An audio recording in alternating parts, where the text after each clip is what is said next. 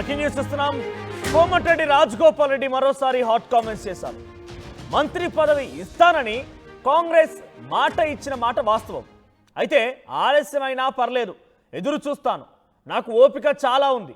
కానీ అన్యాయం జరిగితే ప్రభుత్వంతో పోరాటానికైనా సిద్ధంగా ఉన్నానని చెప్పి రాజగోపాల్ రెడ్డి మరోసారి చాలా స్ట్రైట్గా వార్నింగ్ ఇచ్చారు. ఆయన ప్రభుత్వానికే సమయం ఇచ్చారు.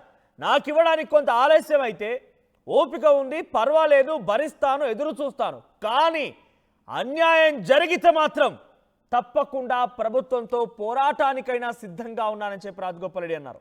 రాజగోపాల్ రెడ్డిని ఎవరు ఇన్ఫ్లుయెన్స్ చేయలేరు. అవసరమైతే ఎంతకైనా తగ్గిస్తా, ఎంత దూరమైనా వెళ్తానని చెప్పి రాజగోపాల్ రెడ్డి అన్నారు. ఒకసారి డైరెక్ట్గా ఆయన ఏం మాట్లాడారో ఆయన మాటలను విందాం. ఇచ్చిన మాట వాస్తవము. తిరిగి కాంగ్రెస్ పార్టీలో చేరినప్పుడు మంత్రి పదవి ఇస్తానని, అది ఆలస్యమైనా పర్వాలేదు, నేను ఎదురు చూస్తా, ఓపిక ఉంది. నాకు అన్యాయం జరిగినా పర్వాలేదు, కానీ మునుగోడు ప్రజలకు అన్యాయం జరిగే ఏ పని చేసినా సరే నా నిర్ణయం ఎంత దూరమైనా పోతా అని చెప్పిన. అంటే దాని అర్థమైంది, మీరు అర్థం చేసుకోవాల్సింది. మీరు ఎవరైనా ఆలోచన చేయొచ్చు. రాజగోపాల్ రెడ్డి అనే వ్యక్తి నన్ను ఇన్ఫ్లుయెన్స్ చేయడం అంటే అది ఎవరి వల్ల అయ్యే పని కాదు.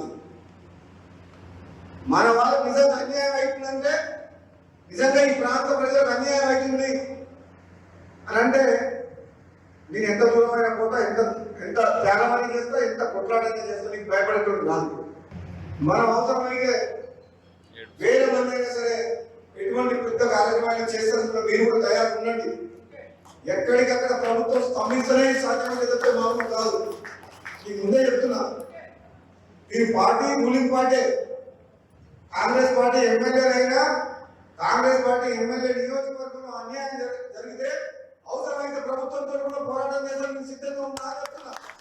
రాజగోపాల్ రెడ్డిని ఎవరు ఇన్ఫ్లుయెన్స్ చేయలేరు.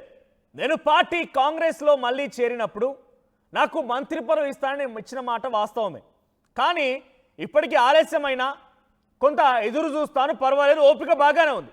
కానీ అన్యాయం జరిగితే మాత్రం ప్రభుత్వం కాంగ్రెస్ది ఉన్నా ఎవరిదున్నా పోరాటం మాత్రం తప్పదు అని చెప్పి ఆయన చాలా స్ట్రైట్గా అల్టిమేటం జారీ చేశారు ఆయన. మరి రాజగోపాల్ రెడ్డి వ్యాఖ్యలపైన కాంగ్రెస్ రియాక్షన్ ఏంటో తెలుసుకుందాం. మా ప్రతినిధి మధు ఫోన్ సిద్ధంగా ఉన్నారు. మధు, సో రాజగోపాల్ రెడ్డి మరోసారి మంత్రి పదవి మాటెత్తారు.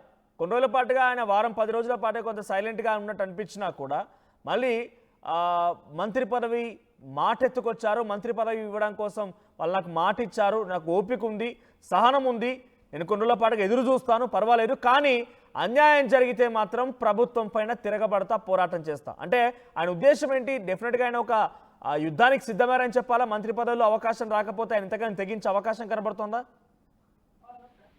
మరొకసారి ముఖ్యమంత్రికి ప్రభుత్వానికి వార్నింగ్ ఇచ్చినట్టుగా కనిపిస్తా ఉంది. ఇప్పటికే 4-5 టైమ్స్ ఇదే రీతిలో ఆయన వార్నింగ్ ఇచ్చారు. గతంలో అయితే ఇంకా హార్ష్ గా కూడా మాట్లాడారు. గతంలో ప్రభుత్వాన్ని మునుగోడు ప్రజల కాళ్ళ దగ్గరికి తీసుకొస్తాననేటువంటి స్టేట్మెంట్ గతంలో చేశారు. నాకు మంత్రి పదవి రాకుండా ఒక ముఖ్య నాయకుడు అడ్డుకుంటున్నట్టు డైరెక్ట్ ముఖ్యమంత్రినే టార్గెట్ చేశారు. మరి ఇప్పుడు ఈ రోజు నిన్న కూడా మాట్లాడుతూ వెయిట్ చేస్తాను, ఓపిక ఉంది, నాకు ఇంకా పర్లేదు, ఎదురు చూస్తా వాళ్ళు ఇచ్చేంత వరకు, ఎందుకంటే అధిష్టానమే హామీ ఇచ్చింది అనేటువంటి స్టేట్మెంట్ మళ్ళీ ఒకసారి కాంగ్రెస్ పార్టీ అధిష్టానాన్ని పోక్ చేసే ప్రయత్నం చేస్తారు. అంటే మళ్ళీ ఒకసారి వాళ్ళని కదిలించే ప్రయత్నము, వాళ్ళకి మళ్ళీ గుర్తు చేసే ప్రయత్నం చేసినట్టుగా చాలా స్పష్టంగా కనిపిస్తా ఉంది.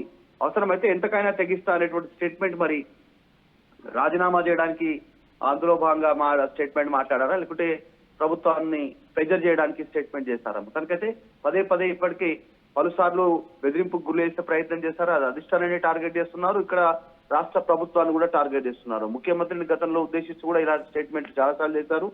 నిధులన్నీ, పదవులన్నీ అన్ని ముఖ్యమంత్రికి వెళ్తా ఉన్నాయి, ముఖ్యమంత్రి జిల్లాకే వెళ్తా ఉన్నాయి, మా జిల్లాకు ఎవరు పట్టించుకోవట్లేదు, రోడ్ల గురించి అనేటువంటిది నిన్న కూడా దాని గురించే మాట్లాడారు. ఇమ్మీడియట్లీగా రోడ్లు, తర్వాత ఇమ్మీడియట్లీగా అభివృద్ధికి సంబంధించినటువంటి అంశాలపైన దృష్టి పెట్టి వీటిని చేయకపోతే మాత్రం ఊరుకునేది లేదంటూ ఆయన చేసినటువంటి స్టేట్మెంట్ కాస్త హాట్ టాపిక్ గా మారింది. ఒక రకంగా చెప్పాలంటే రాజగోపాల్ రెడ్డి ఈ రోజు కాంగ్రెస్ పార్టీకి పంటి కింద రాయిలా మారినటువంటి సిచ్యువేషన్ కనిపిస్తా ఉంది. ఏం చేయలేనటువంటి పరిస్థితి మనం గతం నుంచి చెప్తా ఉన్నాం. రాజగోపాల్ రెడ్డి విషయంలో కాంగ్రెస్ కూడా ఏం చేయలేనటువంటి సిచ్యువేషన్ ఉందట. అధిష్టానం, ఢిల్లీ అధిష్టానం, ఇటు రాష్ట్రంలో ఉన్నటువంటి ప్రభుత్వం వెనుక ముందు నుయ్యి వెనుక గొయ్యిలా కాంగ్రెస్ పార్టీ పరిస్థితి మారింది. గతంలో హామీ ఇచ్చిన మాట వాస్తవం, కానీ ఇవ్వలేనటువంటి సిచ్యువేషన్. ఆల్రెడీ ఇద్దరు మంత్రులు ఉన్నారు, కోమటిరెడ్డి వెంకటరెడ్డి, ఉత్తమ్ కుమార్ రెడ్డి మంత్రులు, ఇద్దరు రెడ్డి సామాజిక వర్గానికి చెందిన. మళ్ళీ కోమటిరెడ్డి రాజగోపాల్ రెడ్డికి ఇస్తే కాస్త తలనొప్పి ఎదురయ్యే అవకాశం కనిపిస్తా ఉంది కాంగ్రెస్ పార్టీ. కాబట్టి ఆలోచనలో ఉంది. రాహుల్ గాంధీ కోర్ స్టేట్మెంట్ కిత్నే ఆబాదీ ఉత్తే ఇస్తదారి. ఆ రకంగా చూస్తే మరి రాజగోపాల్ రెడ్డికి మంత్రి పదవి ఇస్తే మాత్రం స్థానిక సంస్థల్లో మిగతా వాటిలో ఎఫెక్ట్ పడే అవకాశం ఉంటుంది. సో అన్ని రకాలుగా ఆలోచిస్తుంది ప్రభుత్వం. మరి రాజగోపాల్ రెడ్డికి మంత్రి పదవి ఇప్పట్లో లేనట్టే అనేటువంటి చాలా రోజులుగా చర్చ కొనసాగుతుంది. కానీ రాజగోపాల్ రెడ్డి మాత్రం పట్టు వీడకుండా పదే పదే రిపీటెడ్ గా ఎదురు చూస్తాను, ఓపిక ఉంది, ఇంకా నాకు నమ్మకం ఉంది అనేటువంటి స్టేట్మెంట్ మంత్రి పదవిని పట్టుకోవడానికి ఆయన ఊగిసలాడుతున్నట్టుగా ఉంది. ఒకవేళ ఇవ్వరు అని తెలిస్తే మాత్రం ఆయన నిజంగానే సెన్సేషన్ నిర్ణయం ఏదో తీసుకునేటువంటి సిచ్యువేషన్ కనిపిస్తాం ఆయన మాటల ద్వారా చూస్తే. మనోజ్ రైట్, రాజగోపాల్ రెడ్డి మరోసారి ఈ రకంగా వ్యాఖ్యలు చేస్తూ మంత్రి పదవి అంటూ ఇంతలా ఆయన చూస్తున్నాం 2-3 నెలల నుంచి మాట్లాడుతున్నారు. ఏ రోజైనా ఆయన దగ్గర నుంచి వాయిస్ అధిష్టానం వరకు వెళ్ళిందా? బికాజ్ కాంగ్రెస్ పార్టీలో ఒక నిర్ణయం ఎలా ఉంటుందంటే సీల్ కవర్లో వచ్చేటువంటి వారు మాత్రమే పదవులు చేపడుతూ ఉంటారు. మొదటి నుంచి కాంగ్రెస్ పార్టీ ఉన్నటువంటి ఆనవాయితీ. సో ఆయన ఈ రకంగా మాట్లాడుతున్నారని ఆయన ఎప్పుడైనా అధిష్టానం వరకు వెళ్ళారా? అధిష్టానం వరకు కలిసారా? అధిష్టానానికి ఏదో లేఖ రాశారా? సో అధిష్టానం వరకు ఆయన ఈ అంశం పదే మంత్రి పదవి అంశం ఏదైనా చేరిందా? సాధారణంగా కాంగ్రెస్ పార్టీలో ఇట్లాంటివన్నీ కూడా ఎప్పటికప్పుడు రిపోర్ట్ అవుతూ ఉంటాయి. ఎవరో ఒకరు ఏదో రూపంలో అధిష్టానం దృష్టికి తీసుకెళ్లే ప్రయత్నం చేస్తారు. ఆఫ్ కోర్స్ కాంగ్రెస్ ప్రభుత్వమే ఉంది ఇక్కడ. దీనివల్ల జరుగుతున్నటువంటి డ్యామేజ్ వల్ల ప్రభుత్వం కూడా కాంగ్రెస్ అధిష్టానం దృష్టికి తీసుకుపోయే ఉంటుంది అనేటువంటి చర్చ ఉంది. ఎందుకు అంటే డైరెక్ట్ గా ఆయన ఒక్కరిని టార్గెట్ చేయట్లేదు. ఇక్కడ ప్రభుత్వ పథకాలను, ముఖ్యమంత్రిని, పార్టీని, అధిష్టానాన్ని అందరినీ టార్గెట్ చేస్తున్నారు. అవసరమైతే ప్రభుత్వాన్ని కాళ్ళ దగ్గరకు తెస్తాను అనేటువంటి స్టేట్మెంట్ ఉప ఎన్నికలకు సిద్ధమయ్యేటువంటి దాంట్లో భాగంగానే చేస్తున్నటువంటి సిచ్యువేషన్. ఖచ్చితంగా ఇలాంటి అంశాలను అధిష్టానం దృష్టికి ఇప్పటికే తీసుకెళ్లి ఉంటారు ముఖ్యమంత్రి కానీ, ఇంకా ఇక్కడ ఉన్నటువంటి పిసిసి కానీ. మరి అధిష్టాన నిర్ణయం కూడా ఇక్కడ కీలకమే. మరి హామీ ఇచ్చాం, ఖచ్చితంగా ఇవ్వండి అంటే ఏదో ఒక రూపాయన ఆయనకు ప్లేస్మెంట్ ఇవ్వాల్సినటువంటి సిచ్యువేషన్ ఉంటుంది. లేదు, సాధ్యపయ్యే పరిస్థితి లేదు ప్రస్తుత పరిస్థితుల్లో. అప్పుడు ఇచ్చిన మాట వాస్తవమే హామీ, కానీ ఇప్పుడు దాన్ని ఇంప్లిమెంట్ చేసే పరిస్థితి లేదని ఒకవేళ నిర్ణయం తీసుకుంటే కనుక రాజగోపాల్ రెడ్డి ఏదో ఒక నిర్ణయం తీసుకునే పరిస్థితి అయితే కనిపిస్తా ఉంది.